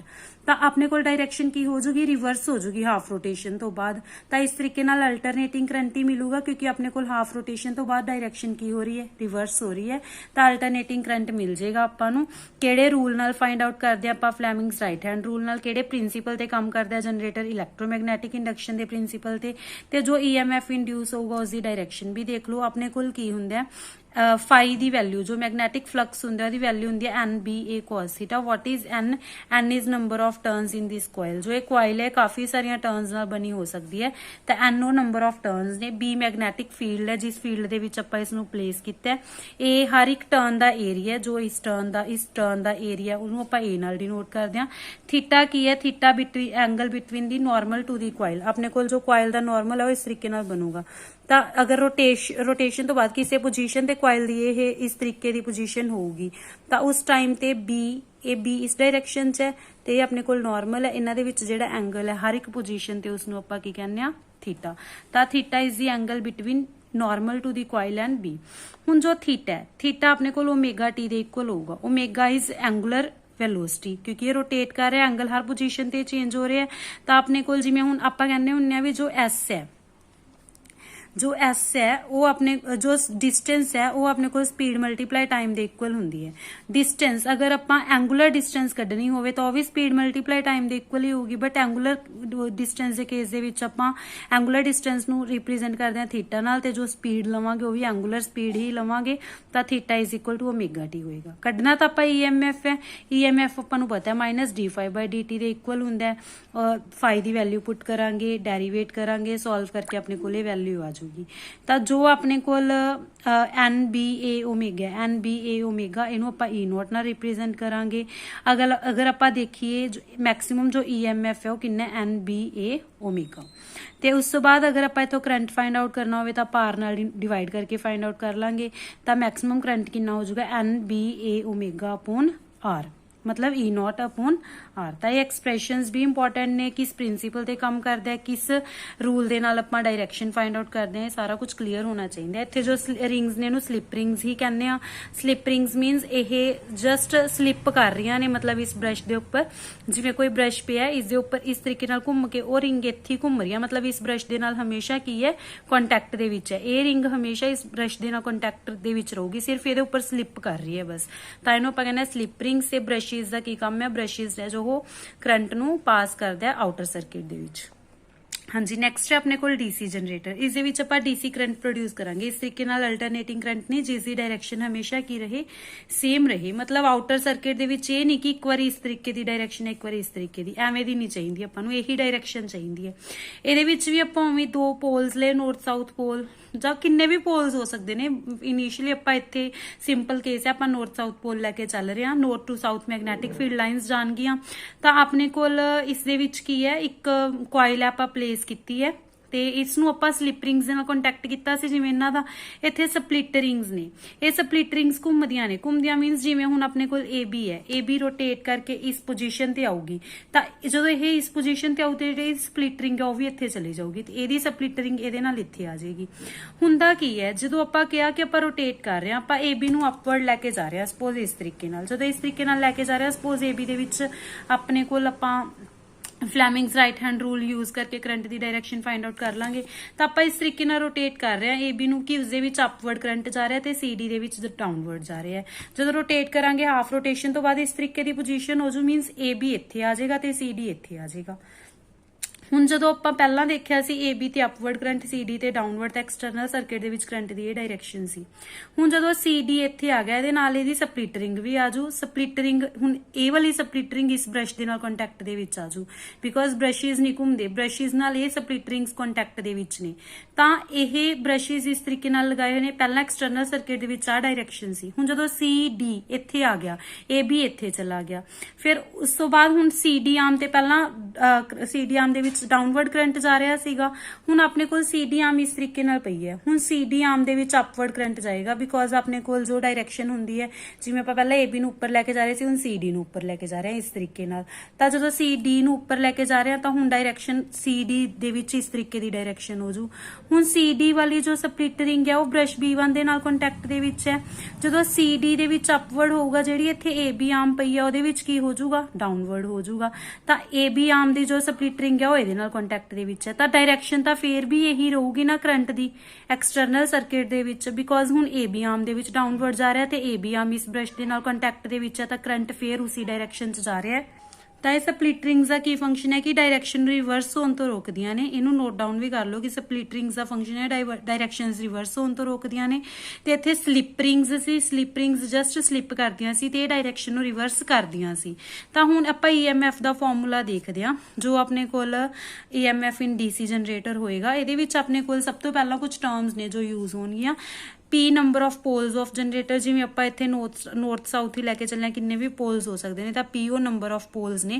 फाई हर एक पोल के रिलेटेड जिहड़ा फ्लक्स है वो फाई होगा, इन वैबर कहांगे। स्पीड ऑफ आर्मेचर नूं N नाल डिनोट करांगे, जो ये आर्मेचर है रोटेट कर रही है, किन्नी स्पीड दे नाल रोटेट कर रही है, इन रेवोल्यूशनस पर मिनट लवांगे। N नाल स्पीड नूं रिप्रेजेंट करांगे। Z total number of conductors in armature. ਤਾਂ ਜੋ ਜਨਰੇਟਰਸ ਹੁੰਦੇ ਆ ਨਾ, ਉਹਨਾਂ ਦੇ ਵਿੱਚ ਆਪਣੇ ਕੋਲ ਰੈਕਟੈਂਗੂਲਰ ਸ਼ੀਟਸ ਜਿਹੀਆਂ ਹੁੰਦੀਆਂ ਨੇ, ਉਹ ਜਿਹੜੀਆਂ ਸ਼ੀਟਸ ਹੁੰਦੀਆਂ ਨੇ ਉਹਨਾਂ ਨੂੰ ਆਪਾਂ ਕੰਡਕਟਰਸ ਬੋਲਦੇ ਆ। ਤਾਂ ਕਿੰਨੇ ਕੰਡਕਟਰਸ ਹੋਣਗੇ ਆਰਮੇਚਰ ਦੇ ਵਿੱਚ, ਉਹਨੂੰ ਆਪਾਂ Z ਨਾਲ ਡਿਨੋਟ ਕਰਾਂਗੇ। ਇਹ number of parallel paths in which armature conductors are distributed. Parallel paths ਜਿਨ੍ਹਾਂ ਦੇ ਵਿੱਚ ਜੋ ਆਰਮੇਚਰ ਕੰਡਕਟਰਸ ਜੋ ਆਪਾਂ ਕਹਿ ਰਹੇ ਆ ਸ਼ੀਟਸ ਹੁੰਦੀਆਂ ਨੇ, ਉਹ ਕਿੰਨੇ ਪਾਥਸ ਦੇ ਵਿੱਚ ਡਿਸਟ੍ਰੀਬਿਊਟਿਡ ਨੇ, ਉਹ ਨੰਬਰ ਆਫ ਪਾਥਸ ਨੂੰ ਆਪਾਂ A ਨਾਲ ਡਿਨੋਟ ਕਰਾਂਗੇ। ਵੈਸੇ ਮਤਲਬ ਇਹ ਆਪਾਂ ਨੂੰ ਜਸਟ ਫਾਰਮੂਲਾ ਦੇ ਵਿੱਚ ਟਰਮਸ ਯੂਜ਼ ਹੋ ਰਹੀਆਂ ਨੇ, ਤਾਂ ਆਪਾਂ ਥੋੜਾ थोड़ा पता होना चाहिए कि ये टर्म्स की ने। तो ई आपां नूं पता है कि d∅/dt ਦੇ ਇਕੁਅਲ ਹੁੰਦਾ ਹੈ ਤੇ d∅ ਕੀ ਹੈ ਆਪਣੇ ਕੋਲ flux rate change of flux, ਇਹ ਕਿਹਦੇ ਇਕੁਅਲ ਹੋਊਗਾ flux of one pole multiply number of poles. ਅਗਰ ਆਪਾਂ ਨੰਬਰ ਆਫ ਪੋਲਸ ਨੂੰ ਇੱਕ ਪੋਲ ਦੇ ਫਲਕਸ ਦੇ ਨਾਲ ਮਲਟੀਪਲਾਈ ਕਰ ਦਾਂਗੇ ਤਾਂ ਆਪਣੇ ਕੋਲ d∅ ਦੀ ਵੈਲਿਊ ਆ ਜਾਊਗੀ। d∅ ਕਿੰਨਾ ਆ ਗਿਆ ਤਾਂ ਆਪਣੇ ਕੋਲ φ ਇੰਟੂ p, ਬਿਕੋਜ਼ ਇੱਕ ਪੋਲ ਦਾ ਫਲਕਸ φ ਹੈ ਤੇ ਨੰਬਰ ਆਫ ਪੋਲਸ p ਨੇ, ਤਾਂ d∅ ਦੀ ਵੈਲਿਊ ਹੋ ਜਾਊਗੀ φ ਇੰਟੂ p। ਹੁਣ ਟਾਈਮ, ਅਗਰ ਆਪਾਂ ਜੋ ਰੈਵੋਲੂਸ਼ਨਸ ਪਰ ਮਿੰਟ ਜੋ ਆਪਣੇ ਕੋਲ ਇਹ ਸਪੀਡ ਹੈ ਰੈਵੋਲੂਸ਼ਨ ਪਰ ਮਿੰਟ ਦੇ ਵਿੱਚ, ਅਗਰ ਆਪਾਂ ਟਾਈਮ ਕੱਢਣਾ ਹੋਵੇ ਇਸਦਾ ਟਾਈਮ ਹੋਊਗਾ ਆਪਣੇ ਕੋਲ ਵੀ ਇੱਕ ਐਕਚੁਅਲ 'ਚ ਵੀ ਮਤਲਬ ਆਪਣੇ ਕੋਲ ਟੋਟਲ 1 ਮਿੰਟ ਦੇ ਵਿੱਚ 60 ਸੈਕਿੰਡਸ ਹੁੰਦੇ ਨੇਗੇ। 60 ਸੈਕਿੰਡਸ ਦੇ ਵਿੱਚ 60 ਸੈਕਿੰਡ ਦੇ ਵਿੱਚ ਸਪੋਜ਼ 25 ਰੈਵੋਲੂਸ਼ਨਸ ਕੀਤੀਆਂ ਨੇ ਤਾਂ ਇੱਕ ਰੈਵੋਲੂਸ਼ਨ ਲਈ ਕਿੰਨਾ ਟਾਈਮ ਲੱਗੂਗਾ, ਆਪਾਂ ਡਿਵਾਈਡ ਕਰਕੇ ਹੀ ਕੱਢਾਂਗੇ। ਤਾਂ ਇੱਥੇ n ਰੈਵੋਲੂਸ਼ਨਸ ਹੋ ਰਹੀਆਂ ਨੇ ਤਾਂ ਆਪਾਂ 60/n ਕਰਕੇ ਹੀ ਇੱਕ ਰੈਵੋਲੂਸ਼ਨ ਦਾ ਕੀ ਕੱਢਾਂਗੇ, ਟਾਈਮ ਕੱਢਾਂਗੇ। ਤਾਂ 60/n ਸੈਕਿੰਡ ਟਾਈਮ ਹੋ ਗਿਆ। ਹੁਣ ਆਪਾਂ d∅ ਦੀ ਵੈਲਿਊ ਪਤਾ ਚੱਲ ਗਈ, ਟਾਈਮ ਦੀ ਵੈਲਿਊ ਉਹ ਪੁੱਟ ਕਰ ਦਾਂਗੇ ਇਸ ਫਾਰਮੂਲਾ ਦੇ ਵਿੱਚ। ਪੁੱਟ ਕਰਕੇ ਇਹ ਆਪਣੇ ਕੋਲ ਆ ਗਿਆ EMF ਇਨ ਵੋਲਟ। ਹੁਣ ਉਸ ਤੋਂ ਬਾਅਦ ਆਪਣੇ ਕੋਲ ਇੱਕ Z/A ਟਰਮ ਹੁੰਦੀ ਹੈ। Z/A term means number of conductors. Z ਕੀ ਹੈ total number of conductors in arm ਤੇ ਆਪਣੇ armature, and A is total number of parallel paths in which armature conductors are divided. ਤਾਂ ਜਦੋਂ ਆਪਾਂ Z/A ਫਾਈਂਡ ਆਊਟ ਕਰਕੇ ਉਸ ਨੂੰ ਇਹਦੇ ਨਾਲ ਮਲਟੀਪਲਾਈ ਕਰਾਂਗੇ, ਜੋ ਆਪਣੇ ਕੋਲ ਇਹ EMF ਵਾਲੀ ਟਰਮ ਆ ਗਈ, ਤਾਂ ਹੀ ਆਪਣੇ ਕੋਲ ਟੋਟਲ EMF ਆਏਗਾ। ਇਹ ਆਪਣੇ ਕੋਲ EMF ਹੈ ਜੋ ਐਕਚੁਅਲ 'ਚ ਇੱਕ ਕੰਡਕਟਰ ਦਾ ਇੱਕ ਤਰੀਕੇ ਨਾਲ। ਤਾਂ ਜਦੋਂ ਆਪਾਂ ਟੋਟਲ ਨੰਬਰ ਆਫ ਕੰਡਕਟਰਸ ਨਾਲ ਮਤਲਬ Z/A ਨਾਲ ਮਲਟੀਪਲਾਈ ਕਰਾਂਗੇ ਇਸ EMF ਨੂੰ, ਇੱਕ ਕੋਇਲ ਦੇ EMF ਨੂੰ, ਤਾਂ ਹੀ ਆਪਣੇ ਕੋਲ ਟੋਟਲ EMF ਆਏਗਾ। ਤਾਂ Z/A ਨਾਲ ਇਸ ਨੂੰ ਮਲਟੀਪਲਾਈ ਕਰਕੇ ਆਪਣੇ ਕੋਲ ਕੀ ਆ ਗਿਆ, ਟੋਟਲ EMF। ਤਾਂ ਇਹ ਟੋਟਲ EMF ਦਾ ਐਕਸਪ੍ਰੈਸ਼ਨ ਹੈ। ਆਪਾਂ ਨੂੰ ਜਸਟ ਪਤਾ ਹੋਣਾ ਚਾਹੀਦਾ ਕੀ ਐਕਸਪ੍ਰੈਸ਼ਨ ਹੈ ਤੇ ਟਰਮਸ ਪਤਾ ਹੋਣੀਆਂ ਚਾਹੀਦੀਆਂ ਨੇ ਕਿ ਕੀ ਟਰਮ ਕਿਹੜੀ ਟਰਮ ਕਿਸ ਚੀਜ਼ ਨੂੰ ਰਿਪਰੈਜ਼ੈਂਟ ਕਰ ਰਹੀ ਹੈ। ਆਪਣੇ ਕੋਲ ਦੋ ਟਾਈਪ ਦੀਆਂ ਵਾਈਂਡਿੰਗਸ ਹੁੰਦੀਆਂ ਨੇ ਇਸ ਦੇ ਵਿੱਚ। ਜਦੋਂ ਜਨਰੇਟਰ ਵਾਈਂਡ ਕਰਦੇ ਨੇ ਦੋ ਟਾਈਪ ਦੀਆਂ ਵਾਈਂਡਿੰਗਸ ਹੁੰਦੀਆਂ ਨੇ, ਇੱਕ ਲੈਪ ਟਾਈਪ ਵਾਈਂਡਿੰਗ ਹੁੰਦੀ ਹੈ, ਇੱਕ ਵੇਵ ਟਾਈਪ ਵਾਈਂਡਿੰਗ ਹੁੰਦੀ ਹੈ। ਜਿਹੜੀ ਤਾਂ ਲੈਪ ਟਾਈਪ ਵਾਈਂਡਿੰਗ ਹੁੰਦੀ ਹੈ ਉਸ ਦੇ ਵਿੱਚ ਤਾਂ P ਤੇ A ਦੀ ਵੈਲਿਊ ਇਕੁਅਲ ਹੀ ਹੁੰਦੀ ਹੈ, ਤੇ ਜਿਹੜੀ ਆਪਣੇ ਕੋਲ ਵੇਵ ਟਾਈਪ ਵਾਈਂਡਿੰਗ ਹੁੰਦੀ ਹੈ ਉਹਦੇ ਵਿੱਚ A ਦੀ ਵੈਲਿਊ ਸਿੰਪਲੀ ਆਪਣੇ ਕੋਲ ਕੀ ਹੁੰਦੀ ਹੈ 2, ਮਤਲਬ ਉਹਦੇ ਵਿੱਚ ਸਿਰਫ 2 ਹੀ ਪੈਰਲਲ ਪਾਥਸ ਹੁੰਦੇ ਹੈਗੇ। ਠੀਕ ਹੈ, ਤਾਂ ਇਹ ਆਪਣੇ ਕੋਲ AC and DC generator the principal, ਉਹਦਾ ਰੂਲ, ਕਿਸ ਰੂਲ ਦੇ ਨਾਲ ਆਪਾਂ ਫਾਈਂਡ ਆਊਟ ਕਰਦੇ ਹਾਂ, ਉਹਨਾਂ ਦੀਆਂ ਡਾਇਗ੍ਰਾਮਸ ਤੇ ਇਹ ਉਹਨਾਂ ਦੇ ਐਕਸਪ੍ਰੈਸ਼ਨਸ EMF ਦੀ। ਸਿਮਿਲਰਲੀ ਆਪਣੇ ਕੋਲ ਇਲੈਕਟ੍ਰਿਕ ਮੋਟਰ ਹੁੰਦੀ ਹੈ। ਇਲੈਕਟ੍ਰਿਕ ਮੋਟਰ ਇੱਕ ਐਸੀ ਡਿਵਾਈਸ ਹੈ ਜੋ ਇਲੈਕਟ੍ਰੀਕਲ એનર્ਜੀ ਨੂੰ ਮਕੈਨੀਕਲ એનર્ਜੀ ਦੇ ਵਿੱਚ ਕਨਵਰਟ ਕਰਦੀ ਹੈ। ਇਸ ਦੇ ਵਿੱਚ ਆਪਾਂ ਇਲੈਕਟ੍ਰੀਕਲ એનર્ਜੀ ਦਾ ਸੋਰਸ ਪ੍ਰੋਵਾਈਡ ਕਰਦੇ ਹਾਂ। ਇਲੈਕਟ੍ਰੀਕਲ એનર્ਜੀ ਦਾ ਸੋਰਸ ਪ੍ਰੋਵਾਈਡ ਕਰਕੇ ਆਪਾਂ ਉਸ ਤੋਂ ਮਕੈਨੀਕਲ એનર્ਜੀ ਪ੍ਰੋਡਿਊਸ ਕਰਵਾਉਂਦੇ ਹਾਂ। ਤਾਂ ਆਪਾਂ AC ਸੋਰਸ ਜਾਂ DC ਸੋਰਸ ਲਗਾਉਂਦੇ ਹਾਂ, ਉਸ ਅਕੋਰਡਿੰਗ AC ਮੋਟਰ ਜਾਂ DC ਮੋਟਰ ਬਣਦੀ ਹੈ ਇਹ। ਤੇ ਇਹਦਾ ਪ੍ਰਿੰਸੀਪਲ ਕੀ ਹੈ ਕਿ ਜਦੋਂ ਵੀ ਕਿਸੇ ਕਰੰਟ ਕੈਰਿੰਗ ਕੁਆਇਲ ਨੂੰ ਆਪਾਂ ਮੈਗਨੈਟਿਕ ਫੀਲਡ ਦੇ ਵਿੱਚ ਰੱਖਦੇ ਹਾਂ, ਮਤਲਬ ਐਸੀ ਕੁਆਇਲ ਨੂੰ ਜਿਹਦੇ ਵਿੱਚੋਂ ਕਰੰਟ ਫਲੋ ਕਰ ਰਿਹਾ ਉਸਨੂੰ ਮੈਗਨੈਟਿਕ ਫੀਲਡ 'ਚ ਰੱਖਦੇ ਹਾਂ, ਤਾਂ ਇਹ ਕੁਆਇਲ ਫੋਰਸ ਐਕਸਪੀਰੀਅੰਸ ਕਰਦੀ ਹੈ। ਇਹ ਕੁਆਇਲ ਰੋਟੇਟ ਕਰਦੀ ਹੈ। ਜਿਵੇਂ ਆਪਣੇ ਕੋਲ ਜਨਰੇਟਰ ਦੇ ਵਿੱਚ ਆਪਾਂ ਰੋਟੇਟ ਕਰਵਾ ਰਹੇ ਸੀ ਤੇ ਇਸ ਦੇ ਵਿੱਚ ਆਪਾਂ ਰੋਟੇਟ ਨਹੀਂ ਕਰਵਾ ਰਹੇ, ਇਸ ਦੇ ਵਿੱਚ ਆਪਾਂ ਸਿਰਫ ਕਰੰਟ ਇਹਦੇ ਵਿੱਚੋਂ ਫਲੋ ਕਰਵਾ ਰਹੇ ਹਾਂ ਤੇ ਰੋਟੇਟ ਇਹ ਆਪਣੇ ਆਪ ਕਰੂਗਾ। ਠੀਕ ਹੈ, ਤਾਂ ਇਹਦੇ ਵਿੱਚ ਕੀ ਹੁੰਦਾ, ਜੋ ਆਪਣੇ ਕੋਲ ਫੋਰਸ ਦੀ ਡਾਇਰੈਕਸ਼ਨ ਹੈ ਕਿ ਇਹ ਡਾਊਨਵਰਡ ਮੂਵ ਕਰੇਗਾ ਜਾਂ ਅਪਵਰਡ ਮੂਵ ਕਰੇਗਾ, ਉਹ ਫੋਰਸ ਦੀ ਡਾਇਰੈਕਸ਼ਨ ਆਪਾਂ ਫਲੈਮਿੰਗਸ ਲੈਫਟ ਹੈਂਡ ਰੂਲ ਦੇ ਨਾਲ ਫਾਈਂਡ ਆਊਟ ਕਰਾਂਗੇ। ਫਲੈਮਿੰਗਸ ਲੈਫਟ ਹੈਂਡ ਰੂਲ ਦੇ ਅਕੋਰਡਿੰਗ ਅਗਰ ਆਪਾਂ ਆਪਣੀ ਜੋ ਫਰੰਟ ਫਿੰਗਰ ਹੈ ਉਹਨੂੰ ਮੈਗਨੈਟਿਕ ਫੀਲਡ ਦੀ ਡਾਇਰੈਕਸ਼ਨ 'ਚ ਰੱਖਤਾ, ਜੋ ਮਿਡਲ ਫਿੰਗਰ ਹੈ ਉਹਨੂੰ ਕਰੰਟ ਦੀ ਡਾਇਰੈਕਸ਼ਨ 'ਚ, ਤਾਂ ਜੋ ਥੰਬ ਹੈ ਉਹ ਆਪਾਂ ਨੂੰ ਫੋਰਸ ਦੀ ਡਾਇਰੈਕਸ਼ਨ ਦੱਸੇਗਾ। ਜਿਵੇਂ ਆਪਾਂ ਇਸ ਜੋ CD ਆਰਮ ਹੈ ਇੱਥੇ ਦੇਖੀਏ, ਮੈਗਨੈਟਿਕ ਫੀਲਡ ਦੀ ਡਾਇਰੈਕਸ਼ਨ, ਕਰੰਟ ਦੀ ਡਾਇਰੈਕਸ਼ਨ, ਤਾਂ ਜੋ ਥੰਬ ਹੈ ਉਹ ਅਪਵਰਡ ਹੈ, ਮੀਨਸ ਆਪਣੇ ਕੋਲ ਜੋ CD ਆਰਮ ਹੈ ਉਹ ਅਪਵਰਡ ਮੂਵ ਕਰੇਗੀ। ਸਿਮਿਲਰਲੀ AB ਆਰਮ ਡਾਊਨਵਰਡ ਜਾਏਗੀ। ਹਾਫ ਰੋਟੇਸ਼ਨ ਤੋਂ ਬਾਅਦ CD ਆਰਮ ਇੱਧਰ ਆ ਜਾਏਗੀ ਤੇ AB ਆਰਮ ਇੱਧਰ ਆ ਜਾਏਗੀ। ਸਲਿਪ ਰਿੰਗਸ ਲੱਗੀਆਂ ਹੋਈਆਂ ਨੇ, ਇੱਥੇ ਬ੍ਰਸ਼ਿਸ ਲਗਾਉਣ ਦੀ ਜ਼ਰੂਰਤ ਨਹੀਂ ਹੁੰਦੀ AC ਸੋਰਸ ਦੇ ਵਿੱਚ, AC ਮੋਟਰ ਦੇ ਵਿੱਚ। ਤਾਂ ਆਪਣੇ ਕੋਲ ਕੀ ਹੋਊਗਾ, ਹਾਫ ਰੈਵੋਲੂਸ਼ਨ ਦੇ ਬਾਅਦ ਕਰੰਟ ਵੀ ਰਿਵਰਸ ਹੋ ਜਾਊਗਾ, ਬਿਕੋਜ਼ AC ਸੋਰਸ ਹੈ, ਕਰੰਟ ਰਿਵਰਸ ਹੋ ਕੇ ਹੀ ਆਊਗਾ। ਇਸ ਤਰੀਕੇ ਦਾ ਹਾਫ ਸਾਈਕਲ ਐਵੇਂ ਆਊਗਾ, ਹਾਫ ਸਾਈਕਲ ਐਵੇਂ। ਤਾਂ ਉਹਦੇ ਉਸ ਅਕੋਰਡਿੰਗ ਇੱਥੇ ਡਾਇਰੈਕਸ਼ਨ ਇਸ ਤਰੀਕੇ ਨਾਲ ਰਿਵਰਸ ਹੋਊਗੀ ਵੀ ਆਪਣੇ ਕੋਲ ਪਹਿਲਾਂ ਇਸ ਤਰੀਕੇ ਨਾਲ ਜੋ ਪਹਿਲਾਂ ਐਵੇਂ ਪਿਆ ਸੀ ਉਹ ਇਸ ਤਰੀਕੇ ਨਾਲ ਰੋਟੇਟ ਕਰਕੇ ਐਵੇਂ ਆ ਗਿਆ। ਫਿਰ ਉਸ ਤੋਂ ਬਾਅਦ ਹਾਫ ਰੈਵੋਲੂਸ਼ਨ ਤੋਂ ਬਾਅਦ ਉਹ ਦੁਬਾਰਾ ਉਸ ਤਰੀਕੇ ਨਾਲ ਰੋਟੇਟ ਕਰਕੇ, ਮੀਨਸ ਉਹੀ ਪੋਜੀਸ਼ਨ ਦੇ ਵਿੱਚ ਆ ਜਾਊਗਾ ਰੋਟੇਟ ਕਰਕੇ। AB ਆਪਣੀ ਉਹੀ ਪੋਜੀਸ਼ਨ ਤੇ ਆ ਜਾਏਗਾ, CD ਵੀ ਆਪਣੀ ਉਹੀ ਪੋਜੀਸ਼ਨ ਤੇ ਆ ਜਾਏਗਾ ਆਫਟਰ ਕੰਪਲੀਟ ਕੰਪਲੀਟ ਰੈਵੋਲੂਸ਼ਨ। ਇਹ ਆਪਾਂ ਫਲੈਮਿੰਗਸ ਲੈਫਟ ਹੈਂਡ ਰੂਲ ਲਗਾ ਕੇ ਫੋਰਸ ਦੀ ਡਾਇਰੈਕਸ਼ਨਸ ਫਾਈਂਡ ਆਊਟ ਕਰ ਸਕਦੇ ਹਾਂ। ਸਿਮਿਲਰਲੀ ਆਪਣੇ ਕੋਲ ਡੀਸੀ ਮੋਟਰ ਹੈ। ਡੀਸੀ ਮੋਟਰ ਦੇ ਵਿੱਚ ਆਪਾਂ ਉਵੇਂ ਸਪਲਿਟ ਰਿੰਗਸ ਲਗਾਈਆਂ ਹੋਈਆਂ ਨੇ। ਸਪਲਿਟ ਰਿੰਗਸ ਲਗਾ ਕੇ ਆਪਾਂ ਕੀ ਕਰਦੇ ਹਾਂ, ਸਪਲਿਟ ਰਿੰਗਸ ਤਾਂ ਲਗਾਈਆਂ ਹੋਈਆਂ ਨੇ ਸੋ ਦੈਟ ਜਦੋਂ ਹਾਫ ਰੈਵੋਲੂਸ਼ਨ ਹੋ ਗਿਆ, ਹਾਫ ਰੈਵੋਲੂਸ਼ਨ ਤੋਂ ਬਾਅਦ ਜਿਵੇਂ ਹੁਣ ਪਹਿਲਾਂ ਇਹ ਵਾਲੀ ਆਰਮ ਡਾਊਨਵਰਡ ਜਾ ਰਹੀ ਸੀ, ਇਹ ਅਪਵਰਡ ਜਾ ਰਹੀ ਸੀ, ਹਾਫ ਰੈਵੋਲੂਸ਼ਨ ਤੋਂ ਬਾਅਦ ਜੋ ਇੱਧਰ ਵਾਲੀ ਆਰਮ ਹੈ ਉਹ ਡਾਊਨਵਰਡ ਜਾਵੇ ਤੇ ਜਿਹੜੀ ਰਾਈਟ ਵਾਲੀ ਆਰਮ ਹੈ ਉਹ ਅਪਵਰਡ ਜਾਵੇ। ਮੀਨਸ ਆਪਣਾ ਰੈਵੋਲੂਸ਼ਨ ਕੰਪਲੀਟ ਕਰ ਲੈਣ ਇਹ। ਤਾਂ ਜਨਰੇਟਰ ਤੇ ਮੋਟਰ ਦੇ ਵਿੱਚ ਫਰਕ ਕਲੀਅਰ ਹੋਣਾ ਚਾਹੀਦਾ। ਜਨਰੇਟਰ ਮਕੈਨੀਕਲ ਟੂ ਇਲੈਕਟ੍ਰੀਕਲ ਕਰਦਾ ਤੇ ਮੋਟਰ ਇਲੈਕਟ੍ਰੀਕਲ ਟੂ ਮਕੈਨੀਕਲ। ਤੇ ਜਨਰੇਟਰ ਦੇ ਵਿੱਚ ਜੋ ਆਪਾਂ ਡਾਇਰੈਕਸ਼ਨ ਸੀਗੀ ਕਰੰਟ ਦੀ, ਇੰਡਿਊਸਡ ਕਰੰਟ ਦੀ, ਉਹ ਫਲੈਮਿੰਗਸ ਰਾਈਟ ਹੈਂਡ ਰੂਲ ਦੇ ਨਾਲ ਫਾਈਂਡ ਆਊਟ ਕਰਦੇ ਸੀ ਤੇ ਮੋਟਰ ਦੇ ਵਿੱਚ ਫਲੈਮਿੰਗਸ ਲੈਫਟ ਹੈਂਡ ਰੂਲ ਦੇ ਨਾਲ। ਆਈ ਹੋਪ ਸਭ ਨੂੰ ਇਹ ਕਨਸੈਪਟ ਕਲੀਅਰ ਹੈ। ਅਗਰ ਤੁਹਾਨੂੰ ਵੀਡੀਓਜ਼ ਪਸੰਦ ਆਉਂਦੀਆਂ ਨੇ ਤਾਂ ਲੈਕਚਰ ਨੂੰ ਲਾਈਕ, ਸ਼ੇਅਰ ਐਂਡ ਸਬਸਕ੍ਰਾਈਬ ਜ਼ਰੂਰ ਕਰੋ। Thank you.